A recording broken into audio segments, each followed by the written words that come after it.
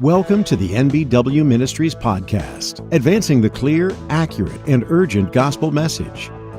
Your host, Dr. J.B. Hickson, is an author and pastor who provides commentary and insights on current events through the lens of Scripture.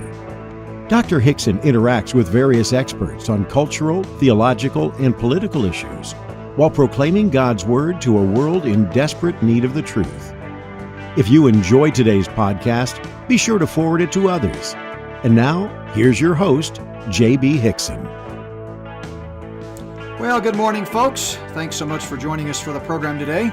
My name is J.B. with NBW Ministries. I'm sitting here in my studio beneath the sky, nestled neatly beneath the tall timbers of colorful Colorado. Thanks for starting your day with us. It's Thursday, October 30th, 2025. October is almost behind us. Of course, tomorrow is Satan's favorite day of the year.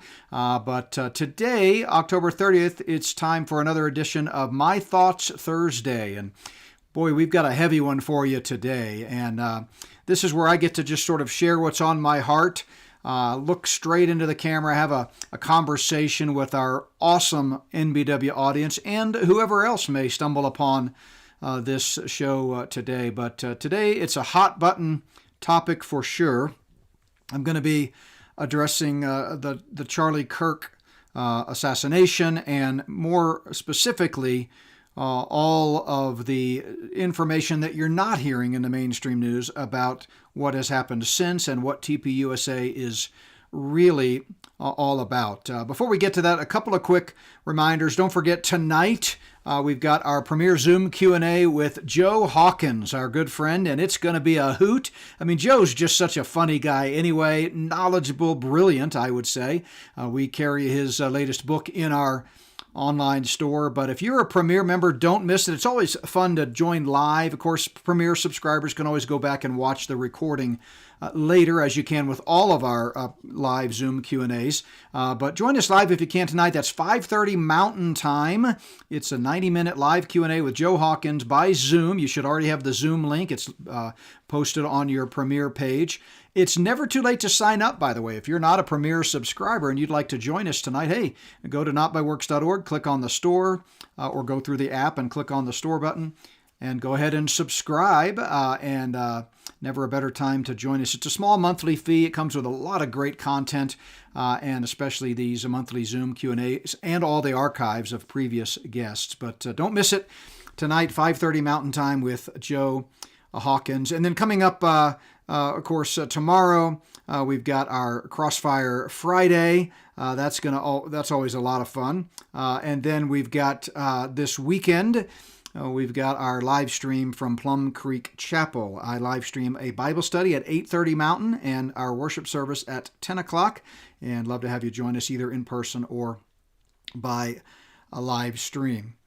All right, our verse for the day today. We're going to do an oldie but a goodie because I want to keep it really simple. I just, this is a heavy topic. I'm going to introduce it here in a moment, but let me just start by giving you this verse, James chapter 4, verse 4. It's an oldie but a goodie for two reasons. Number one, it's one of the earliest books of the New Testament, if not the earliest. James, the Lord's brother, writing in around the mid-40s A.D. when the church was still in its infancy. But it's also an oldie but a goodie because it's well known. In fact, you hear it quoted quite often. But James begins with this word of exhortation and rebuke to the early Christians in his day. Adulterers and adulteresses, do you not know that friendship with the world is enmity with God? Whoever therefore wants to be a friend of the world makes himself an enemy of God. And, as I think about what we're going to be talking about today, I see more than ever before the church kind of joined at the hip with the world. And it needs to stop. And sadly, I don't think it will prophetically anyway, but it certainly can in certain smaller regions when Christians begin to heed the warning of the Word, follow the Spirit, and stand firm for what's right and what's wrong rather than jumping on board the right-left political paradigm. So here we go. And let me warn you up front, by the way, this is going to be a little bit, probably anyway, a little bit of a longer my thoughts Thursday because I'm not going to rush through this. I really, really want you to hear my heart on this issue, and I want to take great pains to make the case. Now, of course, I hope you'll do your own research and you'll come to discover what I have about TPUSA. But just giving you a fair warning there, it's likely going to be a little bit longer than your typical podcast. All right, so long title, but I chose this intentionally. Why Christians should be sickened by Charlie Kirk's assassination, but equally sickened by his teachings. Now, before you start throwing things at the screen, give me the chance to make the case. I mean, I love to research. I come from an academic background. You don't just make, crazy claims without being able to document them. And I've got a ton of documentation in today's podcast. But there are some serious problems with what Charlie Kirk taught and what TPUSA teaches and stands for. And we're going to get to that. But I want to start with the obvious one, and that is this. Everybody, but especially Christians who have the Spirit indwelling them, should be absolutely sickened by what happened on that terrible day, September 10th, 2025, at Utah Valley University in Orem, Utah. I mean, absolutely sickened. And we should pray for Charlie Kirk's wife and family and friends, those who knew him well. Now, look, I realize there's a lot of noise out there related to this terrible event. And my purpose today is not to get into the many anomalies and strange details that have emerged. I'm not going to address any of the obvious questions that seem to have come out of the events of that day. We may never know exactly what happened. But for the purposes of today's podcast, I'm going to just simply assume the veracity of the big picture, broad official narrative. Charlie Kirk was assassinated. And that's horrific. No one should ever be shot down in cold blood. And the fact that so many radical leftists out there literally cheered his death is demonic to the core. It's shameful. Anytime an innocent human life is taken, anytime there's cold-blooded murder of anyone, we should come together as a society, and especially as the body of Christ, and unwaveringly denounce it. And yet, we're so blinded by the fake left-right paradigm in this country. I wonder how many Christians would have spoken out with the same degree of emotion and passion that many have about and in support of Charlie Kirk and his family. I wonder how many would have had the same degree of emotion and passion if a leading radical Democrat had been murdered. I mean, would you be sickened by the murder of, say, Obama? Or Biden? Or Pelosi? Or Hillary? I hope so. I would be, because that is the Christian biblical response.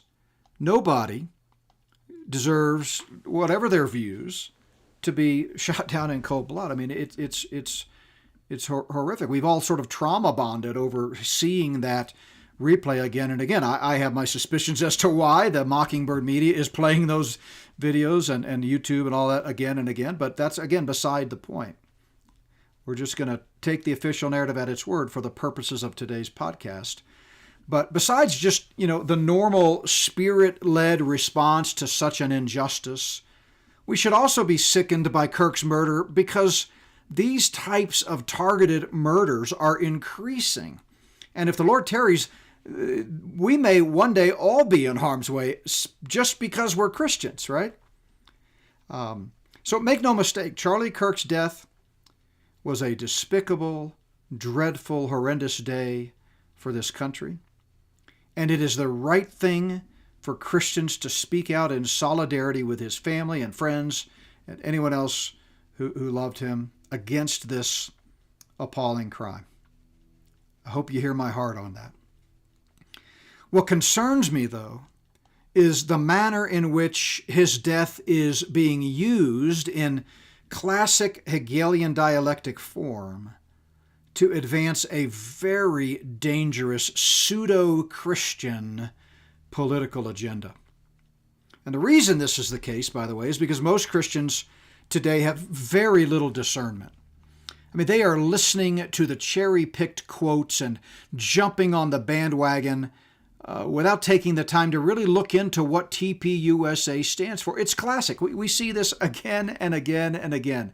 Some major event happens, and some group or organization or concept is brought to the collective consciousness of people who, by the way, many never even heard of TPUSA or Charlie Kirk. I've traveled a lot since this happened and talked to a lot of people.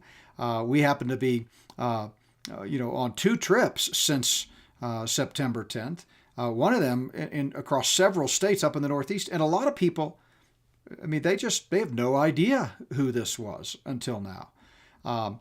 And so again, Christians in this great last days of apostasy really lack discernment as a whole. Not everyone, and not everyone to the worst possible degree, but there's definitely a lack of discernment. That's why John tells us in 1 John 4:1 that we should test the spirits. And so many have jumped on this bandwagon just because they are being manipulated based on cherry-picked quotes. And so I want to give you, as Paul Harvey would say, the rest of the story. For the remainder of my time today, I'd like to do a deep dive into what Charlie Kirk and TPUSA taught, what they stood for, and what really troubles me about their ideology. In fact, in some cases, it's sickening, as you shall see. But please understand, this is in no way a personal attack. I have friends and colleagues who have embraced the TPUSA ideological and political framework. I love them. I respect them. I just strongly disagree with them. And, the loving thing to do is to point out error when you see it. And I think the evidence is overwhelming here that TPUSA and its founder, the late Charlie Kirk, it's not what everyone thinks it is. It's not what it's cracked up to be.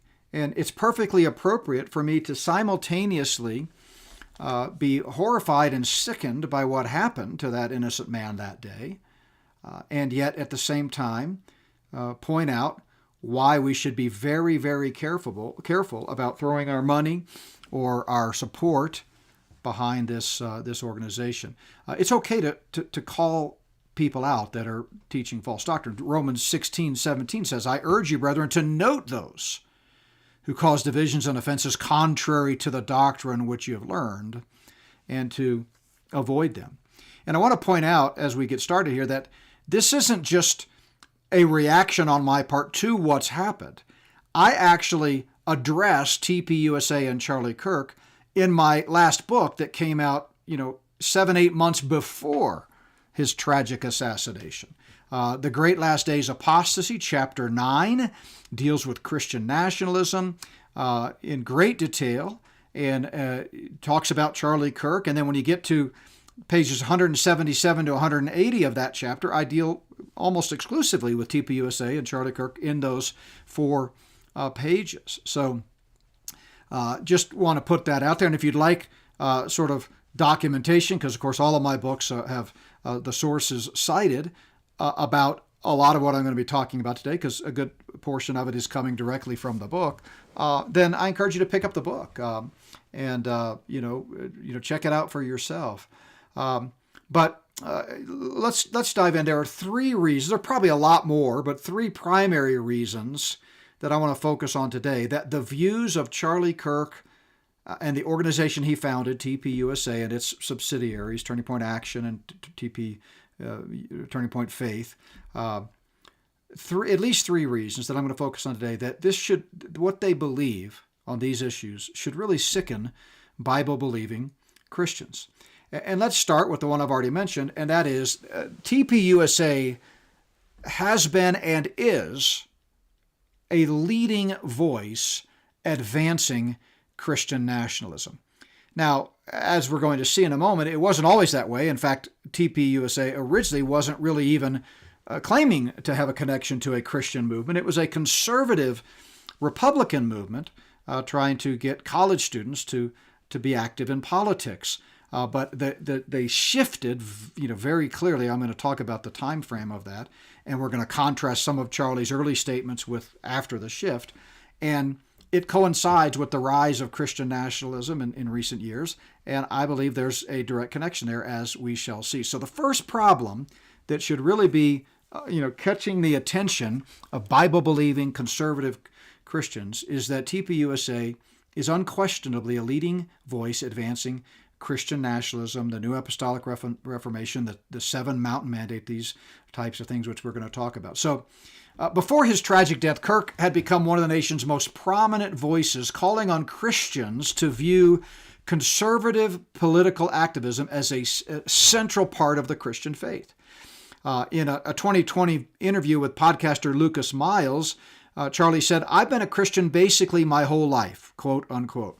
He went on to say that he first prayed to become a Christian when he was in the 5th grade, explaining, quote, that he said the words, but it was several years before he understood what salvation truly meant. Well, if this is true, and we have no reason not to take Charlie Kirk at his word, I believe he's with the Lord today. I believe he was a believer.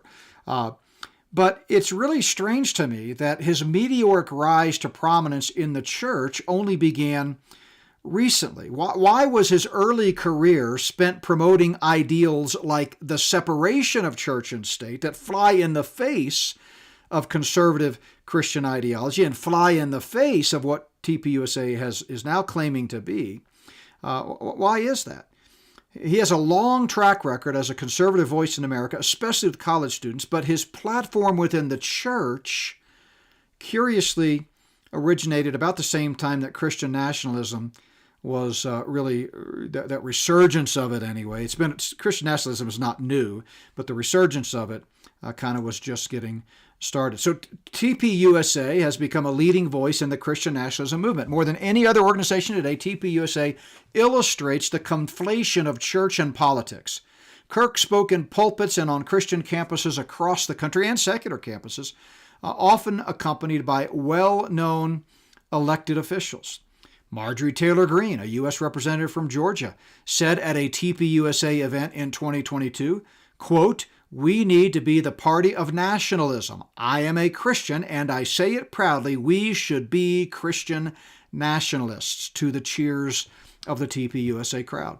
And that's just one example. And I would say, with all due respect to Representative Greene, look, I love horses and I love sandwiches, but that doesn't mean I love horse sandwiches. Well, I love Christ and I love my country, but I am by no means a Christian nationalist, because the Bible teaches against that notion, as we shall see. Another Congresswoman, Lauren Boebert, from my home state of Colorado, she said, quote, "The church is supposed to direct the government." Really? Well, that's not what my Bible tells me. My Bible tells me there's 3 institutions divinely ordained by God: family, church, and government. Family, government, then church. And it's not the church's role to rule the world. It's Christ's role. Ultimately, Christ will come back, and only then should we be entering and considering a theocracy. So I just strongly disagree with the sentiments of those who have spoken and represented TPUSA across the country. Kirk's journey is an interesting one. We don't have time to go into all the details, but it illustrates just how much the Christian nationalist movement has merged with, or maybe better said, been co-opted by, the Republican Party.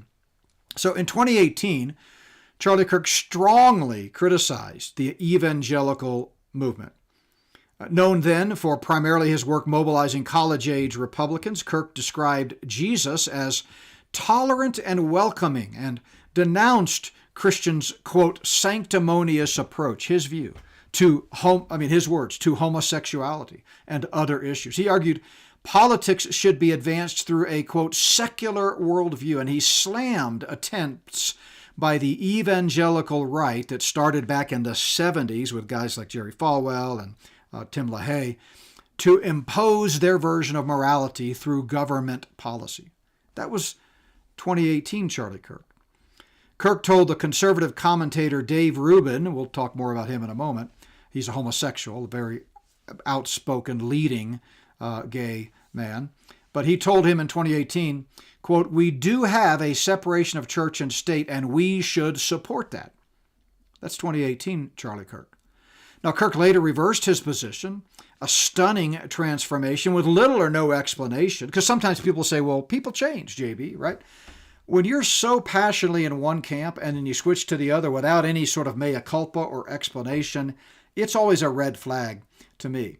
But I'm not even suggesting that Charlie Kirk personally might not have changed his views sincerely and genuinely on these things. That's not my point. So stay with me and you'll see what my point is. My point is, what does TPUSA represent today? So he changed his position to embody, embrace, and promote Christian nationalism and the Seven Mountain Mandate. He said on his own podcast in 2022, quote, "There is no separation of church and state. It's a fabrication. It's a fiction. It's not in the Constitution. It's made up by secular humanists." Quite different from what he told David Rubin back in 2018. Now, to understand the serious problems with the political organization TPUSA, you first got to understand Christian nationalism and how TPUSA is promoting that. So Christian nationalism has as part of its lineage the errors of dominion theology. That's a teaching that I used to talk about in the academic world, in the classroom, that was popularized by R.J. Rushdoony in the 1960s and 70s. Dominionists, as they are called, seek to institute a nation governed by Christians and impose the Old Testament law on society. One scholar, in an article entitled "What is Dominion Theology?" says, quote, "Dominion theology is the teaching that Christians are to take dominion over all areas of the secular realm, media, government, schools, arts, etc. It is also known as Christian Reconstructionism and is often associated with theonomy, or dominion theology. Theonomic ethics is what he's talking about here. The rule of God in society." Back to his quote, this scholar. "There are varieties of dominion theology. Some assert that all governments should be replaced with the Old Testament law. Others advocate a blending of secular and sacred systems. But whatever the case, dominion theology urges Christians to take their, quote, rightful place in all areas of society all over the world. And once this is accomplished, listen carefully, this is the heart of Christian nationalism, which has its roots in dominion theology. Once this is accomplished, once Christians take their rightful place as rulers all over the world, and the world is converted to Christianity, then Jesus will return." Now, our audience, if you follow NBW Ministries and follow the prophetic teaching that our group teaches and the circles that we run in of dispensational pre-tribulationism, you know that is not at all what the Bible teaches. The Bible doesn't teach that the church's job is to take over the world, and when we get it all nice and neat and tidied up, then Christ will come back at the end of the millennium, again, post-millennialism, which is just another name for Christian Reconstructionism or theonomic ethics or dominion theology. That's not what the Bible teaches at all. So the Christian nationalist movement has captured the attention, understandably so, of politicians, pundits, and the public alike. Mike Johnson, the current Speaker of the House of Representatives, hangs a flag, or at least he did at one point when I researched this for the book, associated with the New Apostolic Reformation. So he hangs this flag outside his office, right? One scholar wrote, "Suddenly, it seems," this is actually a journalist in March of 2024, quote, "Suddenly it seems the term Christian nationalism is everywhere. News reports about a rising conservative think tank express concerns about its ties to the movement. A high-profile documentary asks whether a new wave of believers will wash away democracy in America, and Donald Trump is increasingly embracing the narrative that he has been chosen by God and that only he can save America from Satan," end quote. References to God, Christianity, and morality resonate with the American evangelical church, right? Of course they should. That's what the Bible teaches: God, Christianity, morality. Yet, typical of Satan's modus operandi, Christian nationalism mixes truth with error. This is what I talk about in my book. While it is true that God's fingerprints are all over the founding and history of this country, it does not follow that Christians should revolt and create a theocracy. The only theocracy Christians should be heralding is the one Christ will bring in at his triumphant return. Now, let me dive a little deeper here. So, because some people will say, well, we're already under a theocracy because God's in charge. Well, that's not a theocracy. Theocracy is a political, man-made governmental term. Obviously, we understand that our obligation is to God first. and to our family second, and then to the government third, the order of creation. But that's not what theocracy means. Theocracy is a form of government, right? And that's not God's divine design for today. And that's why Satan is trying to usher in a one-world theocracy that will ultimately be led by the Antichrist, whom he will indwell. And that one-world system is going to be short-lived and crushed when the real everlasting theocracy comes back, and that's Christ himself. Until that day, God's divine design is nationalism, and it has been ever since Genesis 9, when God instituted human government. But, Christian nationalism, back to my thoughts from my book here, Christian nationalism goes well beyond simply exerting a Christian influence on American culture, something all American Christians should strive to do. It's what we're here for, to make a difference, to be salt and light. But Christian nationalism represents an overt and sometimes covert agenda of which most Christians are completely unaware. Christian nationalism essentially takes the questionable perspective of American exceptionalism, which I critiqued in my book, Spirit of the Antichrist, Volume 1, and it adds evangelicalism's stamp of approval. And yet it is more than a mere ideology, it's a movement. And this movement has been co-opted by the Luciferian elite as they strive to usher in the New World Order. Many of its advocates within government and the church are unwitting pawns in the game. As I've said often, the global elite need the church on their side if they're going to bring down America. The allure of Christian nationalism has captured most conservative Christians today, and it's hard to resist, especially after 4 years of far-left radical politics under President Biden. The pendulum is swinging forcefully to the right, and Christians are pushing it. We need a hero. And Donald Trump has stepped into that role, whether he was conscripted by nefarious kingmakers or joined the movement willingly. We may never know. That's an open question in my mind. But Christians today are speaking of a new golden age for America. The term is pervasive on social media, the internet, and from America's pulpit. By the way, let me interject here, because I know many of our audience listens to this podcast, the audio form, but we've got some great graphics and some great video clips that I think are going to really be important for you to watch. So even if you usually listen by audio, you'll get the gist of it in audio format, but I encourage you to watch the video, which is available for free at the NBW Ministries app or notbyworks.org website or YouTube or Rumble or any of those other outlets on our channel. But the golden age for America begins. On January 26th of this year, 2025, a tweet that allegedly came from Eric Trump circulated wildly, went viral on social media, and it said, quote, again, from Eric Trump, quote, "Any and all who dare to defy the American Golden Age, heed this warning. You will, all caps, lose. Toe the line, or we will, all caps, run you down. The gloves are off, and we're not playing around this time. For now, it's tariffs, but trust me, we can and will do so much worse." Now, the tweet is of questionable provenance, but it nevertheless reflects the attitude of the Christian nationalist movement.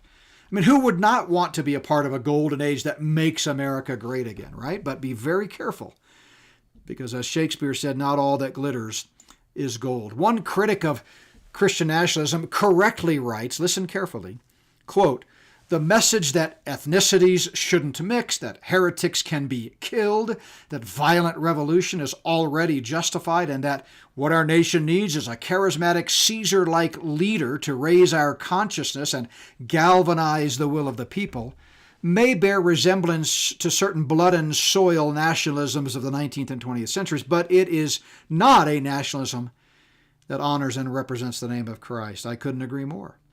The Christian nationalism that has emerged in these last days seeks to thrust Christianity on the government by force.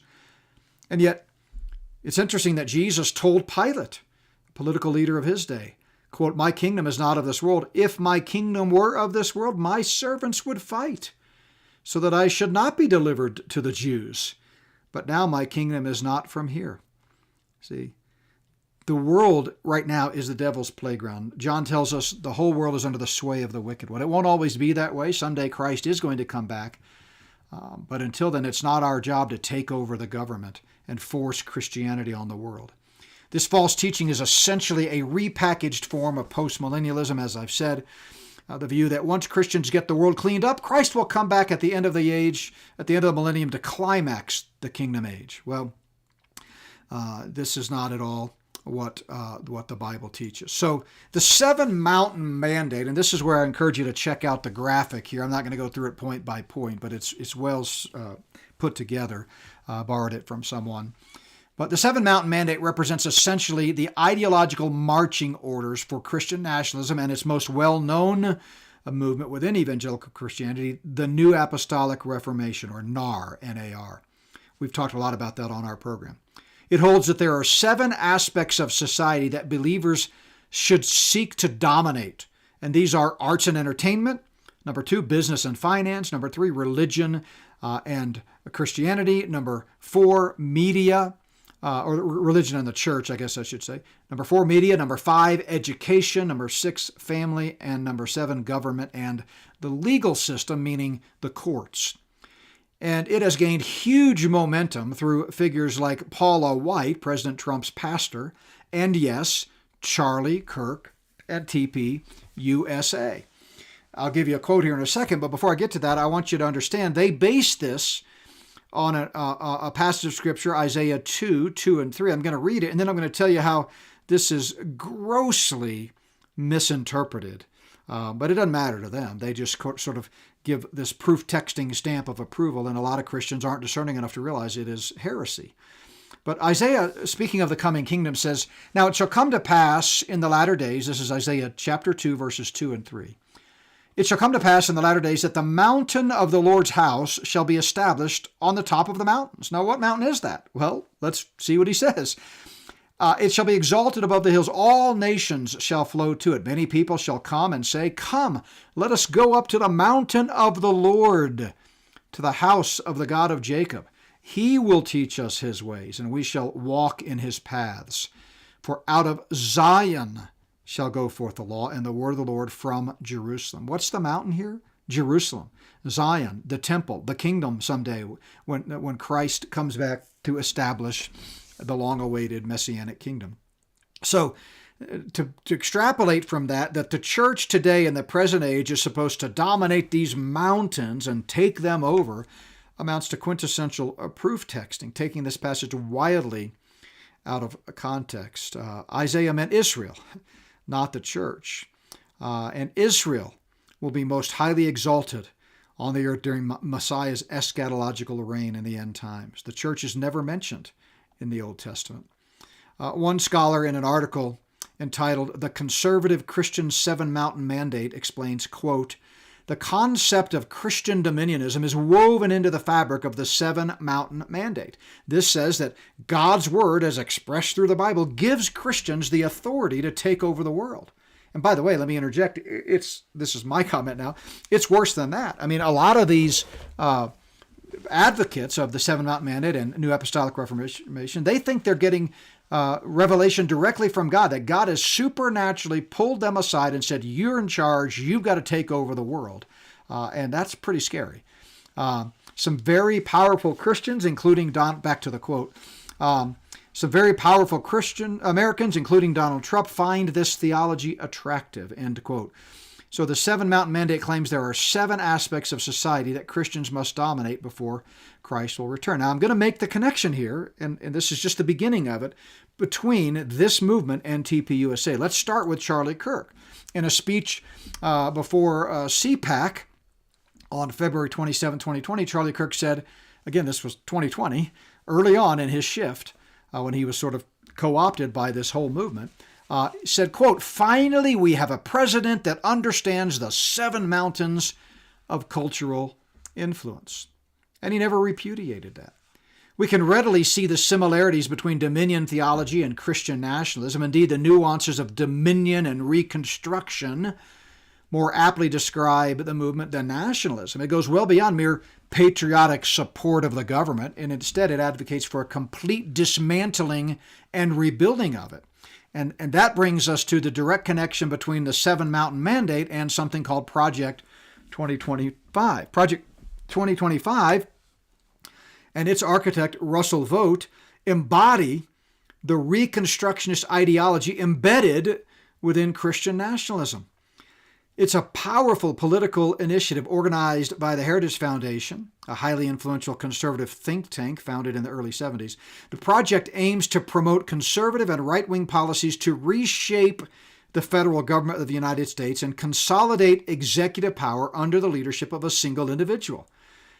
Now, although President Trump has at times embraced Project 2025 and at other times distanced himself from it, the vast majority of the executive actions Trump has issued so far mirror or partially mirror the proposals from this 900-page document. I'm going to play some clips here in a moment that prove that.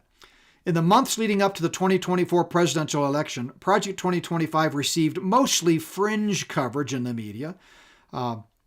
It is linked to, quote, the Statement on Christian Nationalism Manifesto, which said, quote, which seeks, quote, to implement a scripture-based system of government where Christ-ordained civil magistrates exercise authority over all American public. Well, look, notwithstanding the enthusiastic support of many conservative Christians for Project 2025, especially because part of its goal is to take down the deep state, look, this is a dangerous mechanism that's being used to undermine constitutional freedoms on which this country is founded. And whenever someone offers to rescue you from the frying pan, beware the fire. And that's what's going on here. They're saying what we want to hear. Oh, we got to get the deep state. We got to cut waste. We got to do this. We got to beat China to the AI race. But that's not what it's about. It's never about what it's about. So let me explain how TPUSA, Christian Nationalism, Project 2025 all relate to what's happening today and why what is happening after the tragic assassination of Charlie Kirk is so sickening to me, the way Christians are blindly jumping on the bandwagon. The ideological fingerprints of a guy named Curtis Yarvin appear conspicuously all over Project 2025 and this proposal to reshape America. Yarvin is an influential anti-democratic founder, not anti-democrat, but anti-democratic founder of a political movement known as neo-reactionism or the Dark Enlightenment. It's very popular in right-wing conservative circles and very popular in tech circles. And he proposes, get this, installing an American monarch who would abolish the U.S. Constitution. He refers to those who foolishly maintain a grip on the foundational document of our country as, quote, rightists, and he uses that disparagingly.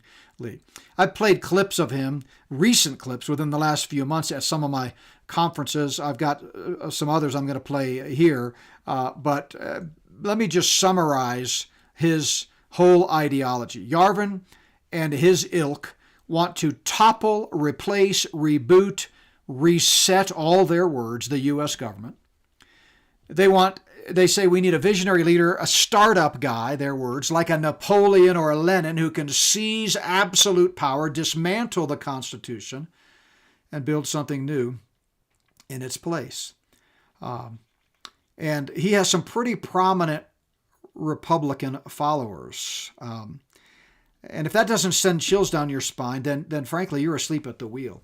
Now, what is the link between Charlie Kirk, Curtis Yarvin, and Project 2025? Well, Vice President J.D. Vance and technocrat Peter Thiel, both of whom obviously yield powerful influence in Washington, D.C. Peter Thiel with the burgeoning technocracy and his funding of a lot of the AI projects that Trump has rolled out. But they're two of Yarvin's most famous disciples. Some have referred to Yarvin and Vance as the neo-reactionary dream team. That's what they call them inside the Beltway and inside circles. But Charlie Kirk was also extremely close to J.D. Vance and Curtis Yarvin. J.D. Vance guest hosted the Charlie Kirk show right after Kirk's assassination. And it was very emotional, by the way, and I believe it's genuine. I don't think J.D. was necessarily faking it. I think he was very close to Charlie Kirk, and that's why he cried and became so emotional when he guest hosted Charlie's show. And Kirk has also interviewed Yarvin, this guy that wants to destroy the Constitution and install a monarch. It's done. Our country is done. We don't need a constitution anymore. It's time. It's been 250 years. It's time for a fresh start, and a monarchy is the way to go if we're going to really fix this country. That's Curtis Yarvin. Again and again, I could show you quotes. I have played clips in the past of him doing mainstream interviews on CNN and Fox News. But here's one example of what Kirk thought about Curtis Yarvin. Remember, he interviewed him multiple times. So this is from January of 2024. Watch this. All right, this is going to be fun, everybody. This is going to be a great hour. I've been following this guy for a while. He's extremely smart, and the media covers him a lot too. And he's something. It's Curtis Yarvin, also known by the pen name. You're gonna have to pronounce the first word for me. Mencius Moldbug. Very, very prolific. That's one way to say it. And he has thought-provoking ideas that I just love. Thought-provoking ideas that I just love. I mean, I don't know how anybody with any discernment at all could give this guy a platform unless it's not about what it's about. And the case that I'm making here, and it's going to be clear by the time we get to the end of today's show, is that Charlie Kirk was not just some well-intentioned, innocent guy who jumped on the wrong bandwagon. This was intentional. TPUSA, this is my first problem with them. We're still in number one. I've got two more to go, and the second one is particularly sickening, so stay with me. But TPUSA furthered and advanced the cause of national Reconstructionism, Christian nationalism, those types of things. So again, he's been on there multiple times. Here's another one from April of 2024. Is America no longer exceptional, with Curtis Yarvin? And you just have to wonder why TPUSA is giving Curtis Yarvin this platform. Here's another one for members only. It's unclear to me, because I'm not a member, whether this was just a replay of one of his other ones or a third one altogether. But yes, Charlie Kirk, Curtis Yarvin, J.D. Vance joined at the hip. Now, my good friend Patrick Wood has said this: to truly understand what's going on, one must study the connection between Curtis Yarvin and the Trump-Vance billionaire backer Peter Thiel. They envision a regional techno-monarchy that would revive the 1930s idea of, quote, a North American technate, complete with a parliamentary system and a king. So who needs a democratic republic when you can have a king, right? The Luciferian elite, whom I've talked and written about for almost 20 years now, need America to collapse and join the one world government if they're going to establish the New World Order and pave the way for the Antichrist. And the collapse of America means the collapse of our Constitution, folks. That's the key. And if you think I'm overstating this rapidly emerging monarchy, just take 5 minutes and browse any social media channel. You'll see posts like this with our current president on the throne and tweets, "Long live our Imperator, Donald J. Trump." Imperator is emperor of ancient Rome. Savior of the Republic, right? Or this one. Or mainstream magazine covers like The Economist, the would-be king, Trump with a crown on his head, or Time magazine. But this is not just the stuff of fringe leftists by any stretch, nor is it the stuff of the Mockingbird mainstream-controlled media. The White House itself has posted many pictures of Trump as king, including these right here, posted again by the White House. Now listen carefully. I'm not suggesting that Trump is complicit in any of this. I have my suspicions, but I'm certainly not suggesting that Trump is the Antichrist. I have no idea whether Trump is the horse, the cart, or he's just taking a ride. But that's irrelevant. Don't lose sight of the facts here because of your emotional, visceral response to my criticism of Christian nationalism, Project 2025, and the neo-reactionary Dream Team, and Curtis Yarvin's anti-constitutional influence on this country. There is a burgeoning technocracy that most people are oblivious to. And what's the goal of this burgeoning technocracy? A monarch, a monarchy. Here's another clip here. Listen to what Steve Bannon, you know him from the War Room, Steve Bannon, one time and perhaps still Trump ally, but listen to what he had to say. Well, he's going to get a third term. So Trump 28, Trump is going to be president 28, and people just ought to get accommodated with that. So what about the 22nd Amendment? There's many different alternatives. At the appropriate time, we'll lay out what the plan is, but there's a plan, and President Trump will be the president in 28. we had longer odds in 16 and longer odds in 24 than we got in 28. And President Trump will be the president of the United States, and the country needs him to be president of the United States. We have to finish what we started. And the way we finish it through Trump. Trump is a vehicle. I know this will drive you guys crazy, but he's a vehicle of divine providence. He's an instrument. He's very imperfect. He's not churchy, not particularly religious, but he's an instrument of divine will. And you can tell this of how he's pulled this off. We need him for at least one more term, right? And he'll get that in 28. You're not driving me crazy. I'm trying to understand the coherence of the things you've just told me in the last few minutes. On the one hand, you've said the Constitution is fit for purpose. Secondly, you've said that President Trump needs another term, even though the 22nd Amendment makes pretty clear that he cannot have another term. Why does it make that clear? Because he's on his second term already. At some point in time, we will make sure we go through Zanny and define all those terms. But even if you find a way to undermine you will be undermining the spirit of that amendment, even if you find some way around it. And to those Can the American people, if the American people, with the mechanisms we have, put Trump back in office, are the American people tearing up the Constitution? Would that be tearing up? Well, would the American people be going against the spirit of the Constitution, ma'am? I think yes, actually, because I think what you will end up with is a populist justification for a quasi-dictatorship. That's not true at all. Trump That's what it sounds like. It's not.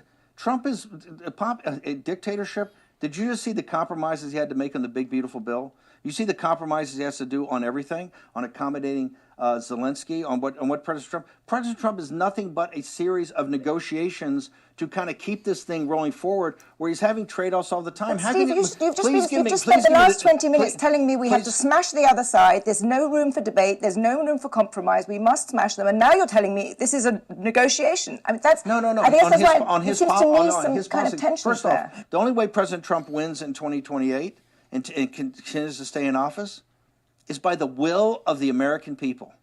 Okay? All right, so, there's so much here I wish I could unpack. I can't help myself. I'm going to have to at least make a couple of comments. Several times, Steve Bannon talks about how, there is a mechanism by which the American people can defy the Constitution, which clearly limits any president to 2 terms now. What is that mechanism? It's dismantling the Constitution. What he's alluding to there is, if there is no Constitution, then this is all a moot point, and we can have him serve as long as we want him to. And you have to wonder, what does Steve Bannon know that we don't? And of course, I know a lot of, and I don't mean this in a pejorative way, I love our, those who might be watching this who are all in with Trump and MAGA and all that. I get it. I respect you. I mean, obviously we've been conditioned to think this way, and I was conditioned to think that way for a long time, and it's very difficult to break free of those shackles.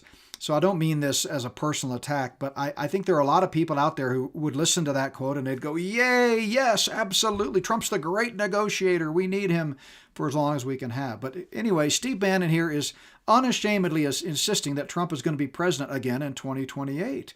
Precisely the way the Vance, Yarvin, Thiel, neo-reactionary dream team has been pushing, precisely the way Project 2025 reads like the script, and precisely the way political pundits like the late Charlie Kirk and organizations like TPUSA have been platforming these people and promoting this to get the Christian church on board. So Steve Bannon insists that Trump is going to be president again in 2028, which is maybe why Trump told TPUSA at an event last year. Again, we're making a connection here between TPUSA and Christian nationalism. Maybe that's why Trump said this at a TPUSA event last year. This time, you won't have to do it anymore. 4 more years, you know what? It'll be fixed. It'll be fine. You won't have to vote anymore, my beautiful Christians. I love you, Christians. I'm a Christian. I love you. Get out. You got to get out and vote. In 4 years, you don't have to vote again. We'll have it fixed so good you're not going to have to vote. I mean, he never repudiated that. And by the way, that's not the only time he said that. What does he know that we don't? And by the way, does anybody else offended by his tone. He sounds like a kindergarten teacher talking to me as a kindergartner. You beautiful Christians, it's going to be okay. I'm sorry, I struggle. And those are the kind of quotes that just go right over most people's head. And this issue is becoming more and more mainstream as the Mockingbird media conditions us. I mean, just look at this headline from just this past Monday, October 27th. This is a CNN headline: "Take Trump's third term tease seriously." So I don't know what's going to happen in 2028. I hope we're not here. I hope the Lord comes back, the trumpet sounds, and this is all a distant memory as we fellowship together in eternity. But if the Lord tarries, there's something afoot here, and they're telegraphing it. Now, again, the architect of Project 2025 is a hugely influential person, Russell Vogt. In May of 2024, Russell Vogt was named the policy director for the RNC Platform Committee. Talk about a pretty influential person. And he was responsible for changing the platform to embrace gay marriage and to soften its stance on murdering the unborn, so that it's okay to murder unborn children, preborn children, under certain circumstances, innocent preborn children. This is all part of the plan. The Center for Renewing America, or CRA, was founded by Vogt, and it's on Project 2025's advisory board. Vogt drafted, listen to this, drafted executive orders, regulations, and memos that laid the groundwork for rapid action on Trump's agenda when he won a second term. The CRA, again, that's the Center for Renewing America, Vogt's organization, identified Christian nationalism as one of the top priorities for the second Trump term. I cannot emphasize that enough. This is in their own words. So when Trump credits Charlie Kirk with helping get out the young vote, that was a smokescreen. Oh, I'm sure a lot of young people did get out and vote for conservative values because, as we're going to see, they wanted to condone their homosexuality and some of those other things that are now okay for Christian conservatives. But it wasn't about that. It was about, as Vogt and the CRA clearly stated, Christian nationalism is a top priority for Trump's second term. Why? Why? Because they need Christians on board to accomplish their goal. Vogt claimed that Trump blessed the CRA and their objectives, and that his effort to distance himself from Project 2025 was just politics. But he was really in it from the beginning. Vogt, by the way, was Trump's director of the Office of Management and Budget, OMB, very powerful position during his first term, and reappointed to that position for the second term. And here's a sort of a video montage. I want to thank my good friend Toby for helping put together some of these. I kind of edited it, took some of the videos that he forwarded to me.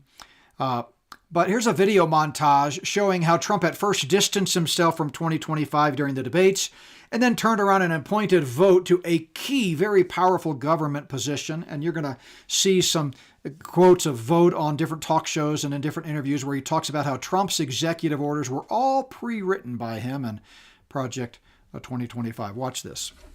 Number one, I have nothing to do, as you know, and as she knows better than anyone, I have nothing to do with Project 2025. That's out there. I haven't read it. I don't want to read it purposely. I'm not going to read it. This was a group of people that got together. They came up with some ideas, I guess some good, some bad, but it makes no difference. I have nothing to do. Everybody knows I'm an open book. Everybody knows what I'm going to do. I say this with sincerity. It's not intended to be a trollish comment. I suspect that a lot of people who watch your show, who watch other shows on this network, have been bombarded with a lot of propaganda about Project 2025. So it's actually a great opportunity for me to say, Project 2025 has absolutely nothing whatsoever to do with the Trump campaign, a future Trump transition, a future Trump administration. Out there that will do what he wants. All right, let me pause it right there before we get to this John Vogt statement. That was a complete lie. Let me just, I know there's some trolls out there and some left-wing media that are going to say Trump was involved in it. He had absolutely nothing to do with it. That is a lie, and it's a provable lie, as we now know. The executive orders, many of them, all of the cuts, the layoffs that we're seeing right now made by John Vogt and the Office of Management and Budget, all part of, clearly, undeniably part of the Project 2025 script. Watch this. there are the people like me that have this trust that we'll be able to get it to them in whatever position we're at. I expect to hear 10 more times from the rally, the president, distancing himself from the left's boogeyman at Project 2025. Yeah. And you're not worried about that? No. My time right now is being spent chairing the transition portion of the Project 2025. We have detailed agency plans. We are writing the actual executive orders. I don't want President Trump having to lose a moment of time having fights in the Oval Office about whether something is legal or doable or moral. If we fail, this election will have been for nothing. The golden age of America begins right now. 2 of the federal government shut down, and right now Congress remains deadlocked. We should not bend it all on a CR, because then we've given the heroin addict a taste of heroin. Here's Steve Bannon giving a platform to John Vogt. By the way, I want to comment on what Vogt said in that other little video clip we just played. He said, I'm not worried about, probably Trump 10 more times in the campaign is going to distance himself from 2020. I'm not worried about it. That's just politics. He just has to say that to get elected. But we're with him. I have his ear. I'm one of the few people that can influence him, John Vogt said. Now watch this. One again. Have we not, Russ? I don't think anyone should be afraid of a government shutdown. You know Russell Vogt, he's a serious person, very serious person, and he's sitting there and he's getting ready to cut things. Russ Vogt, the OMB director, has been dreaming about this moment, preparing this moment since puberty. Russ Vogt, who has posted on X just a short time ago, the rifts have begun. Yes, they have, and that's just part of a much broader agenda. By the way, you saw Mike Lee there. We're going to come back to him here in just a moment. So it's almost been an hour, and already, I've only gotten to one point, but I'm gonna plod on. These next 2 points will go a little bit faster, I think, maybe. But I'm not going to rush. Folks, this is a pivotal time. You need to take the blinders off and the scales off and see what's happening. So I hope you can connect the dots with my first point here between Christian nationalism, TPUSA, Curtis Yarvin, Charlie Kirk, and Project 2025. You see they're all platforming each other. They're all pushing this agenda. Charlie Kirk called Curtis Yarvin a brilliant man who has some great ideas. It's really not hard to connect these dots. But there's a second reason that should sicken Christians, about TPUSA, and this one is even more critical. Secondly, not only has TPUSA been advancing Christian nationalism, but they are platforming and normalizing the LGBTQ plus agenda. Now, already I can hear the screams out there in the internet land, because you've been played over and over again the cherry-picked quotes about Charlie Kirk talking about my personal opinions of I'm a Bible-believing Christian, and I think marriage is between one man and one woman. Well, great. That's wonderful. I'm glad that's your personal opinion. Then why are you platforming and normalizing the LGBTQ plus agenda? Everywhere you turn, you see this. All right, so let me just go through some of these. Let's start with Dave Rubin, whom I mentioned earlier. He is an absolute out and avowed homosexual. He has shared the platform at TPUS events multiple times. He's been in multiple sit-down interviews with Charlie Kirk. He told a TPUSA crowd, quote, I'm gay married, and you people don't care about that, do you? Well, they didn't. They cheered in that instance, and many others, by the way. And here's Kirk talking with David Rubin. Watch this. It's about a little over 2 minutes. Kirk says, it's cool to be gay. Gay marriage is great. You should be able to adopt children because it's all about freedom. That's what Kirk thought. Watch this. No, I know. I said, listen, I never taught my guests questions, but you immediately sat down. You're like, anything. Let's go. All right. Seriously, challenge me. Here we are. So, well, I don't think this one will be too much of a challenge, but I think it's an interesting, It just shows how things have shifted. So at the Republican convention, Peter Thiel, an openly gay man, spoke before Trump. He said, I'm a proud gay man, got a standing ovation. Then Trump gets up there, talks about... And points him out. Yeah, right, points him out. And he said, it makes me very happy, was the exact quote he said. Because he has a little makes bit me of a very little happy. Gay, that thing with the hand. But okay, but that the fact that there's been such a wholesale shift in that even right now, Ted Cruz or the guys that you might consider a little more of the Christian conservatives, which I'm one of them, Mike Huckabee, right? Okay, so where you come from, basically as far as I can tell, don't really see this as an issue anymore. Is that a fair premise? I think that's correct. And so let me dive deeper and also pose a hypothetical to some of the leftists watching this. Peter Thiel, openly gay man, gets a standing ovation at the Republican National Convention and then pointed out by the candidate. Do you think that an evangelical pastor that was pro-Israel, that might be a Democrat, would have even been allowed to speak at the Democratic National Convention or given a standing ovation? I mean, I just have to interrupt. So what? With all respect, Charlie, so what? That the Democrats wouldn't do it, but we are, big enough to do it, to platform one of the top leading LGBTQ figures, Peter Thiel, right in prime time, right before President Trump accepted the nomination at the RNC, when families are raising their kids at home and saying, hey, this is the democratic process in full view, and we want to watch this prime time, time when Trump accepts his party's nomination. And here's Peter Thiel up there talking about how wonderful it is to be gay. I mean, I'm sorry. We're going to have a lot more to say about that. Let me just continue the quote. They booed God when it was mentioned. Okay, no, they literally did. What is the shift here? The shift is the Republican Party is beginning to realize, hey, we're the party of freedom. Like, it's cool if you want to do that. And I think it's a real sea change, because even if you see Rand Paul beginning to endorse more of those favorable drug policy positions on the side of freedom or gay marriage, you're starting to see a sea change where it's becoming the soul searching the Republican Party has been doing over the last 30 years is, what's the one thing that ties our party together? Freedom, freedom, freedom. And I think that's why you're starting to see that. And the left, they can't reconcile. What ties them together? Oppression. Like it's the oppression Olympics. It's like who suffers more, And I think that's a really good thing. Segue to one final point is, what I think is the position that needs to be articulated better is, I have no problem if, gay marriage, whatever, like I believe marriage, one man, one woman, that's my own personal position, right? But I'm never going to tell government to have someone live a life. I think it's cool you're married, I think it's great, and you should have all the same tax benefits, adopt children, it's great, right? But I feel the same way about you. Well, it's fine, it's like whatever. Wow. I mean, this is not the soundbites you're hearing in this, sort of installation of Charlie Kirk as this deified saint and martyr. But he says it's all about freedom. This is going to be a recurring theme that you're going to see as we play some more clips here. What they don't understand is that there is a moral component to life, in this world.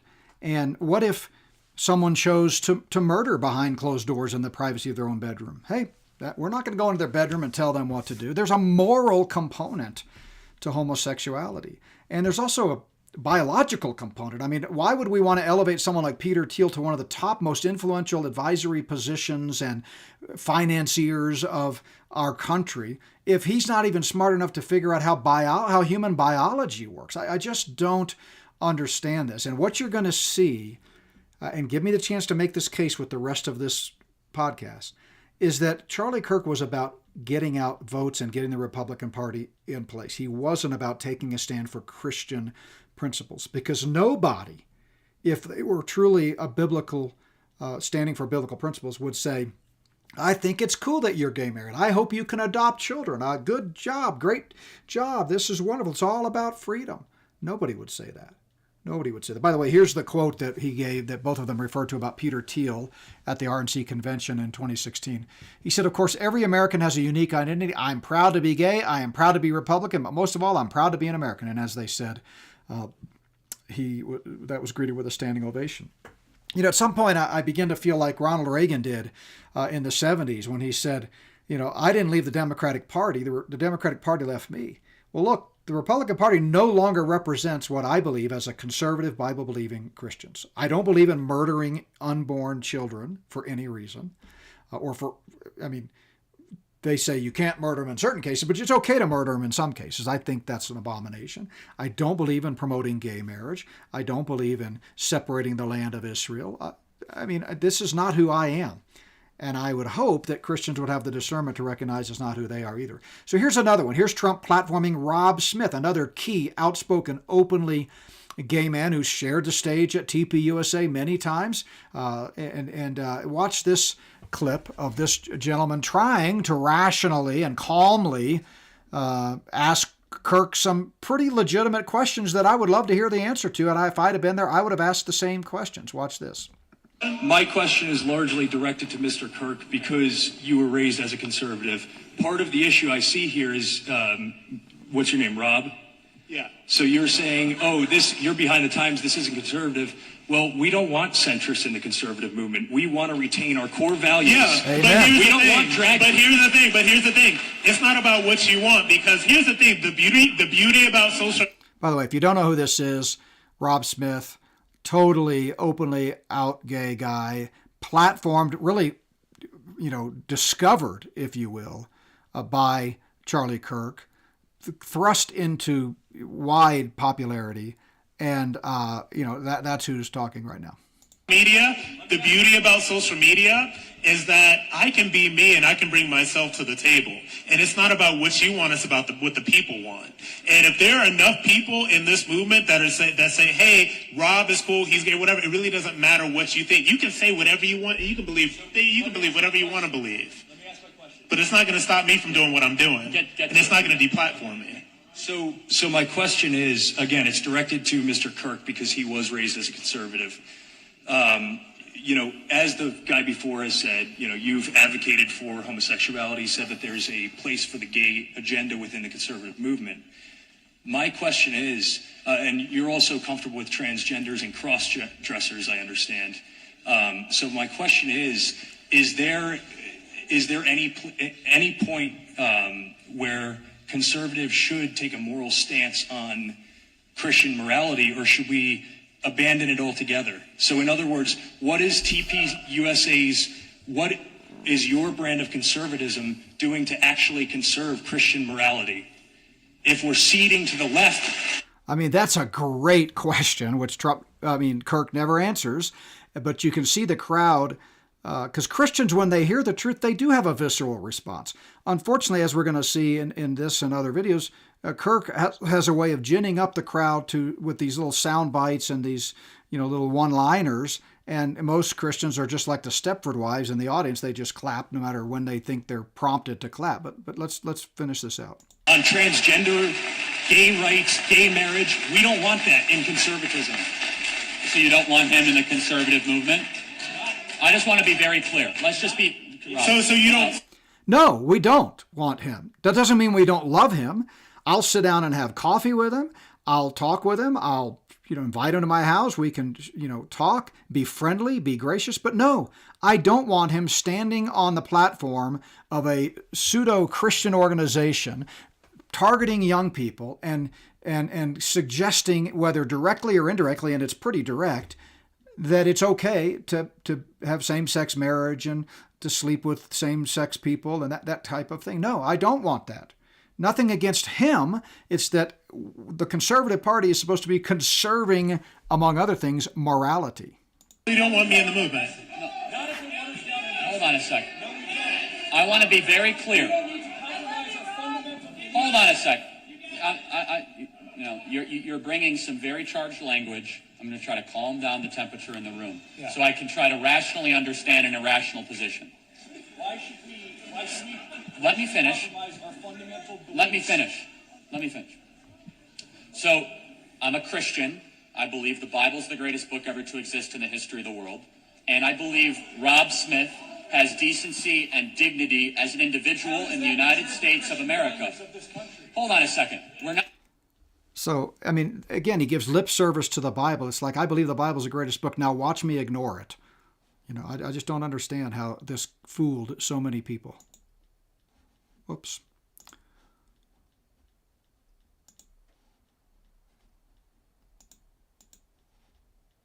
A gay Christian, and this is the problem that I have, because my relationship with God and coming back into the church over the past year and a half is one of the greatest gifts that has been given to me in terms of being in this movement.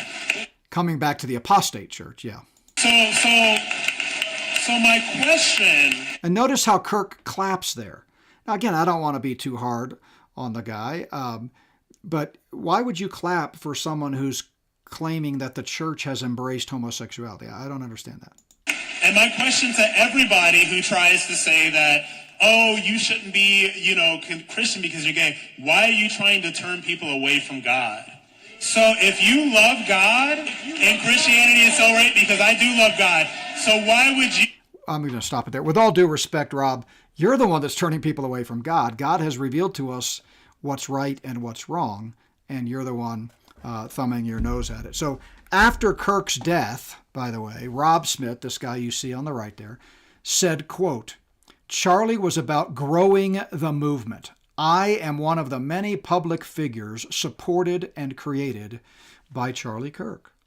Now, you can tell a lot about what's really going on behind the scenes by paying attention to personal tweets like that and posts. See, the Luciferians can control the events, but it's harder to control every post. So here's another one. Here's Scott Pressler. He's speaking at a 2024 TPUSA national gathering. Scott Pressler, another out-and-out, very famous, millions of followers, gay, that is speaking up for the Republican Party. At this December 2024 national gathering, Charlie Kirk praised Scott Pressler, gave him time to speak, and then the crowd went wild when Scott Pressler was introduced. During the 2024 campaign, Scott Pressler was sent into liberal gay churches to get congregants to vote for Trump and other Republican candidates. Here's Scott Pressler with Donald Trump at a CPAC meeting.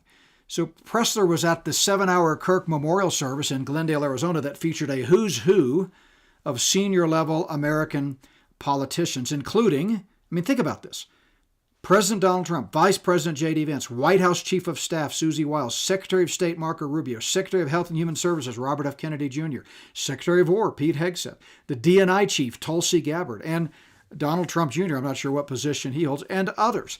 But after that memorial, here's what Scott Pressler had to say. And it's not the best audio because it's just him out in the open air and the wind noise is there, but I think you'll get the gist of what he's saying.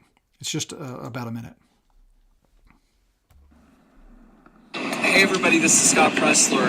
Just finishing up today at the Charlie Kirk Memorial Service. And to anyone that watched today, the millions of people across America and the globe, if you're inspired, please don't let this service just end by you either going home or you turning off the YouTube or Facebook or X video.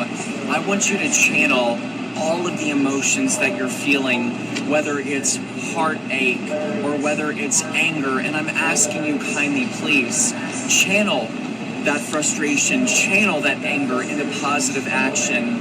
And wherever you are, join your local Republican Party, join your local Turning Point Action, join your local early vote action.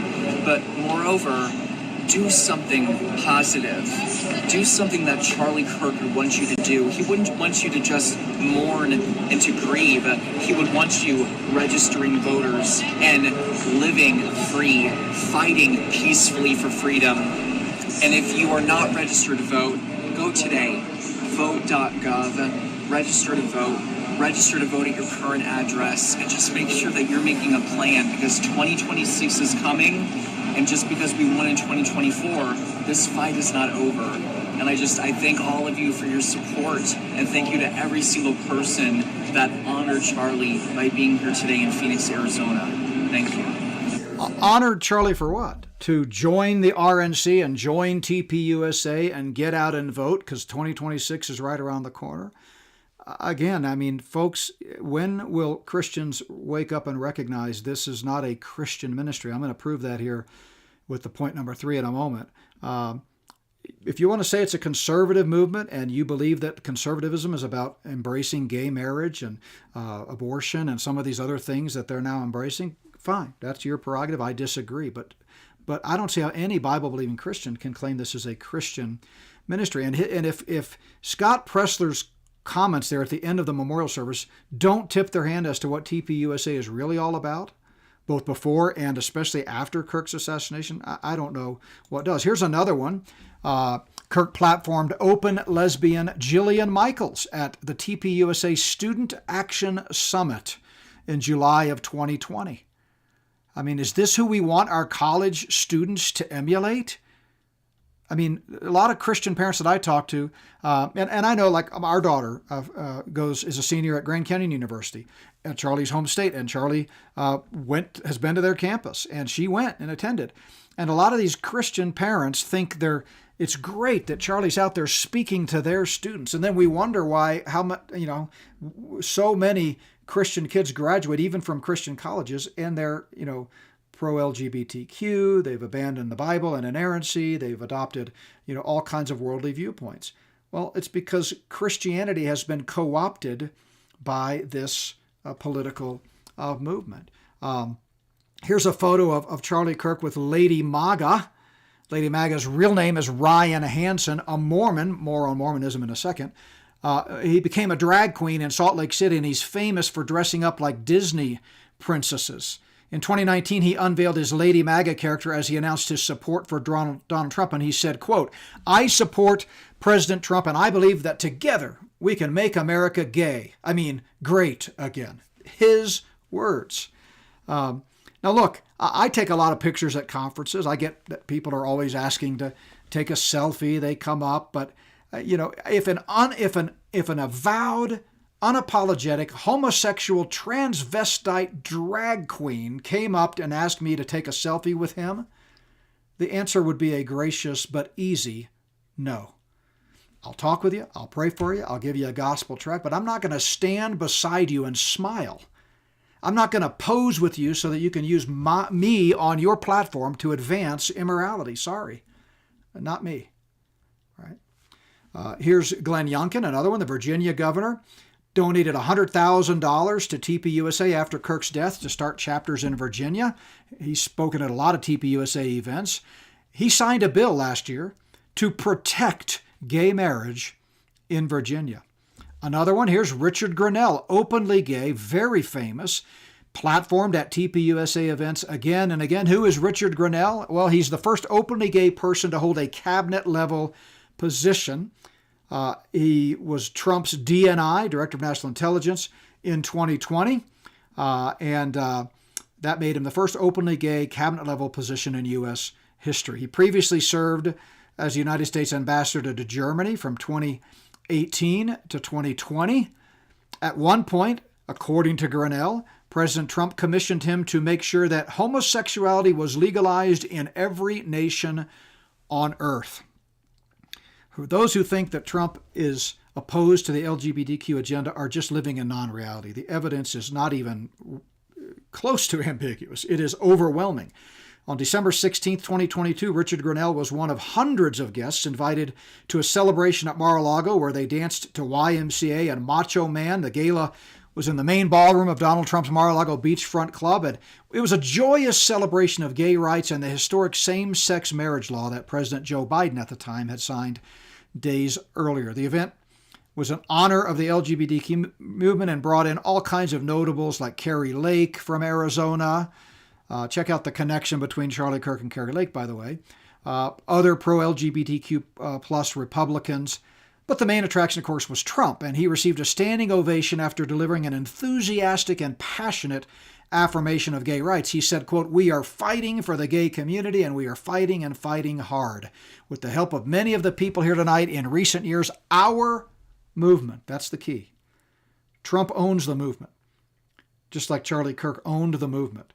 What you do in the privacy of your own bedroom, that's fine. I believe one man, one woman. I believe the Bible. But hey, I'm proud of you, and I'm happy for you, and this is all about freedom, and I'll clap for you, and I want to promote your cause, right?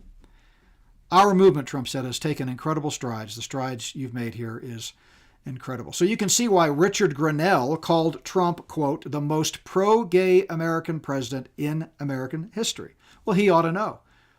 All right, the connection to Trump. On the evening of Kirk's tragic death, Grinnell had to say this. Had this to say. I should say that better. "Charlie Kirk always had my back. Without hesitation, I served on the Turning Point board because Charlie Kirk asked me to." Wow, TPUSA is a Christian ministry? Why do they have an openly gay man serving on their board? I just don't understand it. See, the Republican Party's slowly been moving to the left, and this is by design, of course.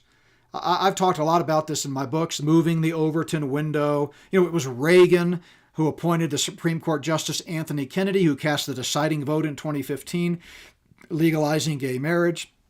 John Roberts, another Republican, appointed justice. George W. Bush appointed John Roberts. He originally dissented in 2015, that's true, but he's since voted several times in support of the recognition of gay marriage and against the discrimination of same-sex couples. And that's all by design. Now, we're about to get close to the end.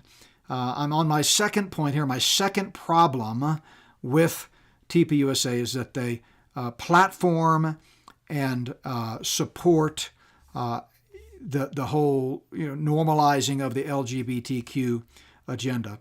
But I do want to take time to play this clip, another from one of Charlie's thousands of events that he did on college campuses. This one is very typical, and I'll stop, as I did before, along the way and provide a little bit of commentary. But watch this young man. It deeply saddens me to see this young Christian man. His parents ought to be proud. He's trying to take a stand for God's word and what the Bible says. And Charlie just, dismisses him and almost arrogantly, turns on him and never really even addresses the issue. Watch this. I got a question for you real quick. Up until about 5 years ago when gay marriage was legalized nationwide, the conservative movement has been explicitly pro-traditional family. Now, both you and your organization advocate for the acceptance of anti-Christian, immoral lifestyles like homosexuality and transsexuality, going as far to invite drag queens like Lady MAGA to your events. It seems to me and anyone who's paying attention that conservatives just believe whatever liberals believed 5 years ago. Right now, there's a push by the left to normalize pedophilia by way of child drag queen shows and... Oh, excuse me. Don't shut off. Go back to your notes. That's probably where you saved it. You gotta push double tap and then go over. Right now, there is a push by the left to normalize pedophilia by way of child drag queen shows and rebranding pedophiles as minor attracted persons. 5 years from now, will you be promoting child drag queen shows? Will child abuse become part of the conservative platform? Boy, that's a very legitimate question. And you heard a lot of the conservative Christians in the crowd, clap, as they should. Now watch how Kirk handles it. Slippery slope fallacy if I've ever seen one. First of all, I've never invited a drag queen to come to any Turning Point USA event. I was at Politicon, and an individual by the name of Lady MAGA came up, and I took a picture, and she walked away. Yeah, again, I've already addressed that. You've seen the picture. But he's missing the point. First of all, it's not a slippery slope argument. It's slippery, historic slipperiness. I mean, he, as a young man pointed out, this has not always been the view of the Republican Party. They've been pro-family, pro-traditional family values, and that's no longer the case. So it's a fair question. But secondly, you may not have had a drag queen on your platform, although I wouldn't be surprised if you had.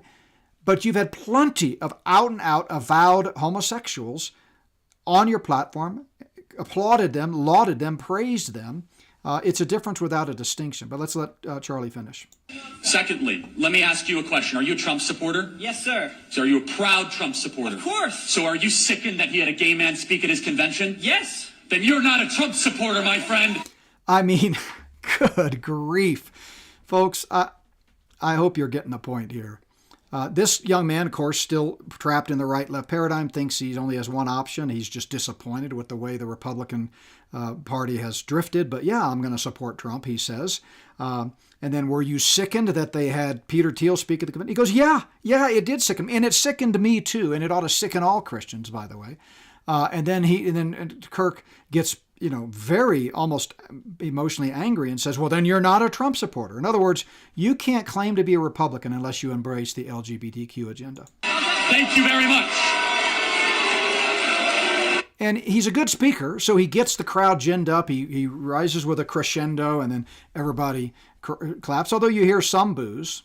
Let me ask you another question. Should he return the money of Peter Thiel, an openly gay man who supports his campaign? No, if it helps him strategically. Okay. Sure. I mean, another great answer by this kid. This kid is brilliant. If anybody has a connection to him or knows how to reach it, this is 4 or 5 years ago, so who knows where he is now. But I would love to interview this guy. I don't know where he stands on all of his doctrine, but man, he's spot on. Yeah, he should, return. No, he shouldn't return the money. I'll take the devil's money and use it to advance a positive cause. That's not the point, Charlie. That's not the point. Should he stop talking to Tammy Bruce, who's an open lesbian that's a Fox News contributor? If it's affecting his ideas, then probably, yeah. Absolutely. Amen, young man. Why would you seek counsel from someone who doesn't even understand human biology? Okay, so you say you're a Trump supporter, yet you have all these issues and these disagreements with him. Let me be very clear about my position. My personal position. I'm a Christian first and foremost, then an American, then a constitutionalist, then a conservative, in that order. I believe marriage, biblically, if we want to have a biblical and theological discussion as articulated in the greatest book ever to exist in the history of the world, the Holy Bible. He does that again and again, getting applause lines that way. And these are the cherry-picked quotes that you hear. That's why most people think, that Charlie Kirk was, against homosexuality. Well, he may be personally, we take him at his word on that, but clearly his actions speak otherwise. He platformed and advanced the LGBTQ agenda. Marriage in the Holy Bible is one man, one woman. I also do not believe in the sort of rhetoric that some people engage in, that all of a sudden that they say there's no place for gay people in the conservative movement. I do not believe that. And again, he's missing the point here, with all due respect. And by the way, I've listened to a lot of Charlie Kirk stuff, even before his tragic assassination, which is sickening. But in the research for my book, I mean, he has this MO, and contrary to the popular opinion where he's some brilliant, arguer, debater, he's not. He uses a lot of logical fallacies here, and nobody's suggesting that someone who identifies as gay can't vote Republican. That's a private issue. You can vote for whoever you want to, right? We're not telling you how to vote or who to vote to. We'll tell you who we think is the best candidate, but that's up to you.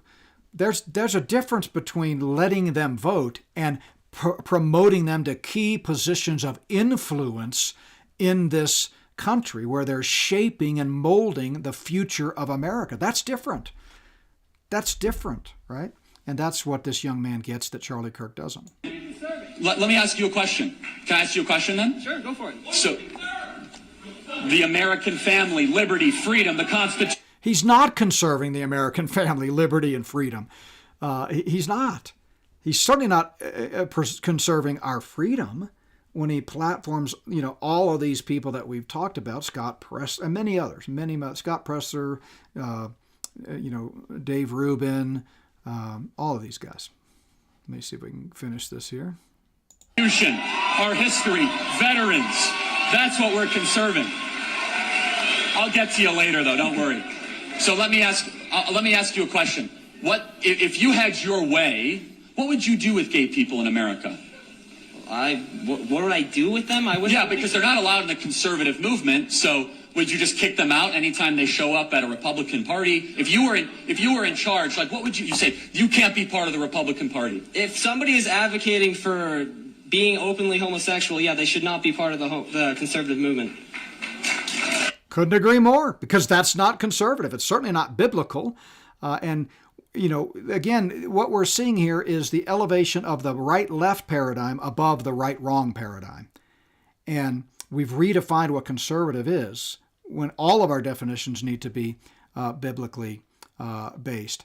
All right, I'm going to have to move on. So not only should Kirk's connection to Christian nationalism and his support for the homosexual community disturb you, but there's one more, and I'll close with this.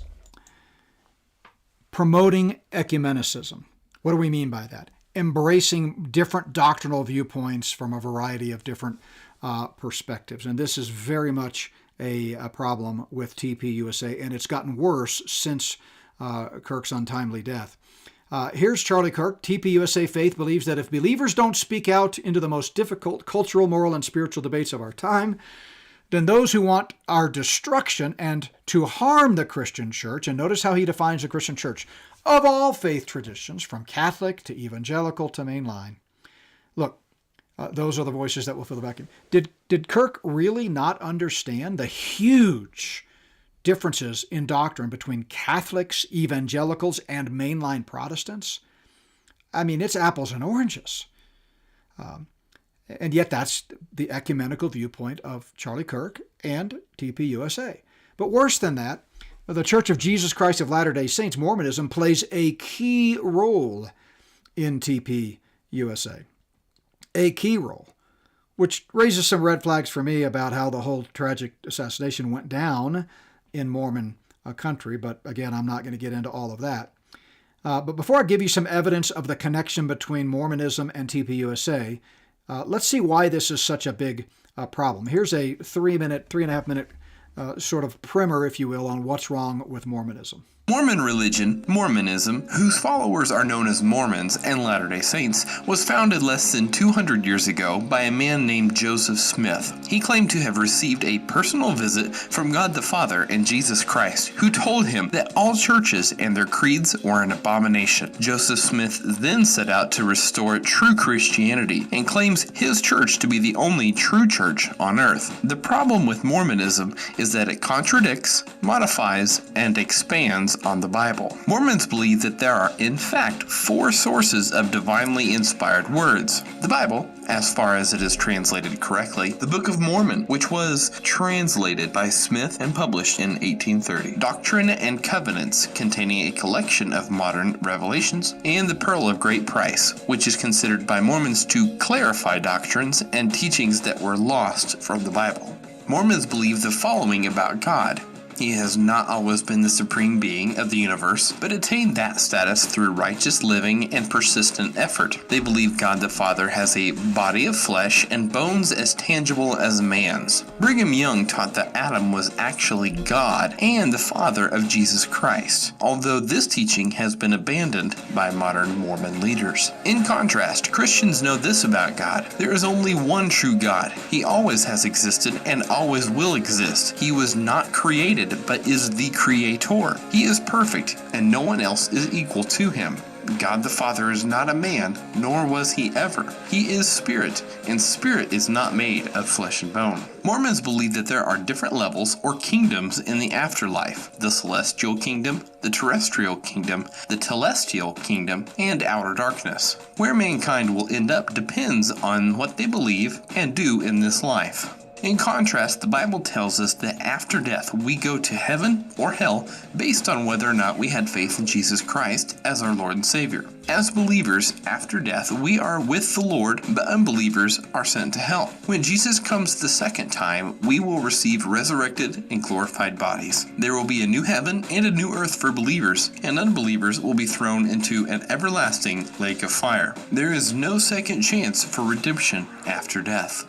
Mormon leaders have taught that Jesus' incarnation was the result of a physical relationship between God the Father and Mary. Mormons believe Jesus is a God, but that any human can also become a God. Mormonism teaches that salvation can be earned by a combination of faith and good works. Contrary to this, Christians historically have taught that no one can achieve the status of God. Only He is holy. We can be made holy in God's sight through faith in Him. Jesus is the only begotten Son of God and is the only one ever to have lived a sinless life. Jesus and God are one in essence, Jesus being the only man who existed before physical birth. Jesus tells us it is impossible to get to heaven by our own works, and that only by faith in Him is it possible. Clearly, there is only one way to receive salvation, and that is to know God and His Son Jesus. Receiving salvation is not done by works, but by faith. We can receive this gift no matter who we are or what we have done. Salvation is found in no one else, for there is no other name under heaven given to men by which we must be saved. Although Mormons are usually friendly, loving, and kind people, they are deceived by a false religion that distorts the nature of God, the person of Jesus Christ, and the means of salvation. So that kind of gives you just a quick primer on the problems with Mormonism. There's much more that we could say, but now let's make the connection. Here's Utah GOP Chair Robert Axon, a Latter-day Saint or Mormon, who spoke at a memorial service honoring Kirk and quoted the LDS scriptures. This was the same day of the big one in Arizona. In Utah, they held a big I don't want to say watch party or watch gathering is probably a more appropriate way to describe it. And they had a pre-show there, and he spoke, and again, quoting the LDS scriptures. And, after Kirk's death, influential Utah Republicans who are Mormons were announced to fill speaking slots on the America Comeback Tour, TPUSA's 2025 tour. Senator Mike Lee, whom I mentioned, and by the way, he's spoken many times at TPUSA events. Governor Spencer Cox, a Mormon from Utah, and most notably, Tyler Boyer, a Latter-day Saint, a Mormon. He is the COO of Turning Point Action, the political branch of TPUSA. Now look, if a private company or organization wants to hire Mormons or feature Mormons as the face of their company on platforms, that's perfectly fine. It's a free country. But what you cannot do is claim to be a Bible-believing Christian ministry while simultaneously promoting anti-biblical religions like Mormonism. TPUSA needs to own who it is and what it is. It's a political action committee seeking to draw young people, gays, lesbians, and anyone who will vote into the Republican Party regardless of their moral views. Those who claim TPUSA is a, quote, Christian ministry or Christian organization that is bringing revival to the land, you need to explain to me how you can have a Mormon in charge of a major branch of this ministry and still be considered Christian. So interestingly, I went to the TPUSA website just this week, and this is what it says about their aim. Quote, our aim is to bring together Christians from all walks of life, both online and physical gatherings, united to, quote, defend biblical principles. Really? Defend biblical principles by platforming openly gay and transgender people? Really? Defend biblical principles by hiring a Mormon as your COO? By having Mormons speak and keynote at your events? Really? Defend biblical principles by teaching that the church should overthrow the government and we need a monarchy? I'm sorry, but these are three very clear reasons why I am not happy with TPUSA, and I don't think Christians should jump on the bandwagon unless they repent and make a change in their overall approach. They are advancing Christian nationalism. They're platforming and normalizing the LGBTQ agenda, and they're promoting ecumenicism. All religions leading one direction, which will certainly is exactly what the future Antichrist is going to try to do in the beast system. Now, if you support these three views, then you should support TPUSA. I don't. I'll close with these quotes. Sinclair Lewis, that mid-20th century American novelist and playwright, said, when fascism comes to America, it will be wrapped in the flag and carrying the cross. Folks, this is what is happening by design. I've made the case in much more concretely in my books and in my most recent book, but hopefully you're beginning to connect the dots yourself. And speaking of fascism, Erwin Lutzer said this when reflecting on the rise of the Third Reich, very poignant. Quote, perhaps the most enduring lesson of that period of history is that through the power of compelling propaganda and intimidation, ordinary people can become part of an evil movement and be willingly caught up with the euphoria that surrounds a mesmerizing leader. Well, again, if you're interested, the book, Chapter 9, is where I deal with a lot of what we talked about today. But it's thegreatlastdaysapostasy.org, thegreatlastdaysapostasy.org. But that's what I think. Again, I think we should be sickened by what happened to Charlie Kirk, killed in cold blood. That should not happen to anybody. But we should also be sickened by TPUSA's promotion of the LGBTQ agenda, their promotion of Christian nationalism and dominionism, and their embracing ecumenicism, all claiming that it's part of their biblical mandate. All right, well, let the emails fly. I hope you know my heart. Look, I love you all. Even if you disagree with me on this, I respect that. This is kind of like when I said why I couldn't support Trump, and some people just didn't get it. Look, you have the right to support whatever organizations you want. So do I. Hopefully you'll give me that freedom, but I hope you'll take seriously the facts that I've presented in today's podcast. Don't forget to join us tonight. We got Joe Hawkins in the hot seat for our premier live 90-minute Zoom Q&A. It's not too late to become a premier subscriber. You can sign up online at notbyworks.org. Join us again next Thursday as we have another episode of My Thoughts. And until then, God bless you, everyone. Have a great rest of the day. This has been the NBW Ministries podcast with Dr. J.B. Hickson.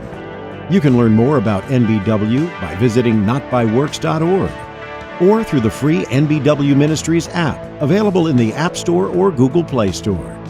Thanks again for listening, and remember, it's not by works of righteousness we have done, but according to His mercy, He saved us. Titus 3, verse 5.